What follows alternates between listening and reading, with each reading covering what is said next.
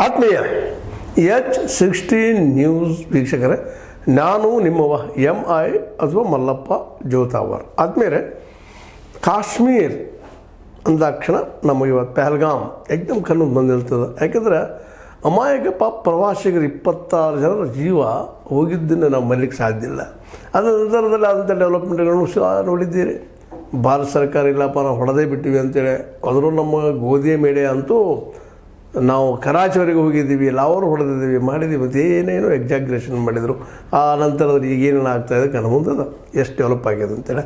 ಅಂದ್ರೆ ಇದರಿಂದ ಒಂದು ಕ್ಲಿಯರ್ ಆಗ್ತಾಯಿದೆ, ಕಾಶ್ಮೀರನ ನಾವು ಗಂಭೀರವಾಗಿ ತೆಗೆದುಕೊಳ್ತಾ ಇಲ್ಲೇನೋ ಅನ್ನುವಂಥದ್ದು. ಯಾಕಪ್ಪ ಅಂತಂದ್ರೆ ಕೇಂದ್ರದ ಕೈಯಲ್ಲಿದ್ದರೆ ಕಾಶ್ಮೀರ ಹಿಡಿದಲ್ಲಿರ್ತಾನೆ ಒಂದು ಭಾವನೆಯಿಂದ ನಾವು ಈಗಾಗಲೇ ನಮ್ಮ ಮೋದಿಯವರು ಮತ್ತು ನಮ್ಮ ಶಾರ್ ಅವರು ಒಂದು 370 ರದ್ದು ಮಾಡಿದ್ದು, ಮತ್ತೇನೋ ಮಾಡಿದರು, ಎಲ್ಲ ಮಾಡಿದ್ರು ಸಹಿತ ಅಲ್ಲೇ ಭಯೋತ್ಪಾದನೆ ನಿಲ್ತಾ ಇಲ್ಲ. ಕೇಂದ್ರದ ಹೆಡುತ್ತಿದ್ದರೂ ಸಹಿತ ಇವತ್ತು ಏನಿದ್ರು ಡಿಫೆನ್ಸ್ ಅಲ್ಲಿ ಕಾವಲ ಭದ್ರತೆ ಯಾರ ಕೈಲಿದೆ? ಕೇಂದ್ರ ಸರ್ಕಾರ ಕೈಲಿದೆ. ಹೀಗಾಗಿ ರಾಜ್ಯ ಸರ್ಕಾರ ಮತ್ತು ಹೆಸರಿಗೆ ಇದ್ದಂಗೆ ಅದಲ್ಲ, ಹೆಸರಿಗೆ ನಾವು ಅಲ್ಲಿ ಪ್ರಜಾತಂತ್ರ ತಂದಿದ್ದೀವಿ ಅಂತ ತೋರಿಸುವ ಅಂತ ಅದಂಗೆ ಆಗ್ಯದ. ಯಾಕೆ ಅವ್ರ ಕೈಯಲ್ಲಿ ಏನೂ ಇಲ್ಲ. ಸ್ಥಳೀಯ ಪೊಲೀಸರನ್ನು ಬಿಟ್ಟರೆ ಉಳಿದ ಮೇಲೆ ಯಾವುದೂ ಅಧಿಕಾರ ನಡೆಯೋದಿಲ್ಲ. ಅವರಲ್ಲಿ ಭದ್ರತೆ ವಿಷಯಕ್ಕೆ ಬಂದಾಗ ಕಂಟ್ರೋಲ್ ಇಲ್ಲ ಅಲ್ಲೇ ಕಾಶ್ಮೀರ ಸರ್ಕಾರಕ್ಕೆ ಅಥವಾ ಒಮರ್ ಅಬ್ದುಲ್ಲಾ ಅವರ ಸರ್ಕಾರಕ್ಕೆ.